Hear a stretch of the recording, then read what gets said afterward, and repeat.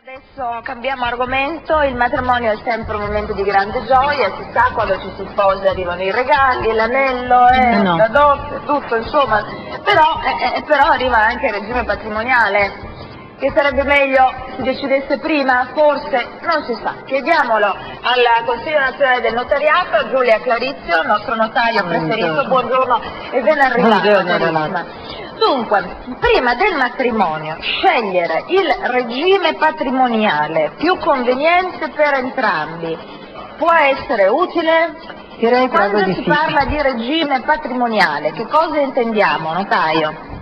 Allora, direi proprio di sì, nel senso che è meglio scegliere nel momento giusto, cioè quando si stanno preparando i confetti, nel senso che quello è il momento per fare un'analisi approfondita di quelle che sono le situazioni, di quelle che sono le possibilità, di quelli che sono i desideri della coppia, e quindi in quel momento decidere bene se scegliere la separazione dei beni o lasciare che il regime sia quello legale, cioè quello della comunione. Se io non scelgo niente vado automaticamente in comunione legale. Se io invece voglio un qualcosa di diverso avrò la separazione, la differenza.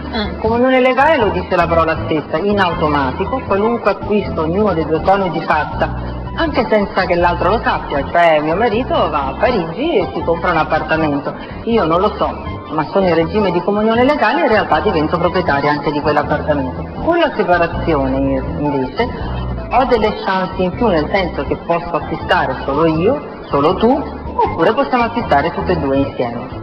Ecco, notaio, se invece uno dei due o entrambi coniugi, no, sono già, diciamo, al secondo matrimonio, cosa accade? Figli, non figli, insomma, com'è Diciamo la che situazione che si prospetta?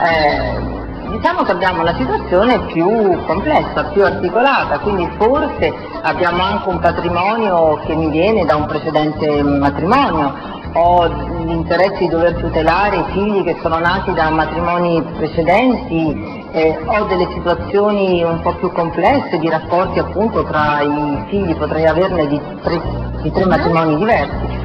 Allora a questo punto forse, io dico sempre forse perché la scelta deve essere proprio fatta su misura sulla situazione particolare, ma forse la separazione dei beni mi dà delle chance in più, perché posso ogni volta scegliere caso per caso, atto per atto, che Caso per caso, notaio. Caso per caso, diciamo, della coppia, ma anche caso per caso, atto per atto, nel senso che, ad esempio, la casa coniugale posso decidere che l'acquistiamo insieme, invece il negozio che ha il marito possiamo decidere che l'acquisti da solo, anche se il negozio è fini di reddito. Sentiamo parlare di coniuge più debole, sono sempre le donne i coniugi più deboli?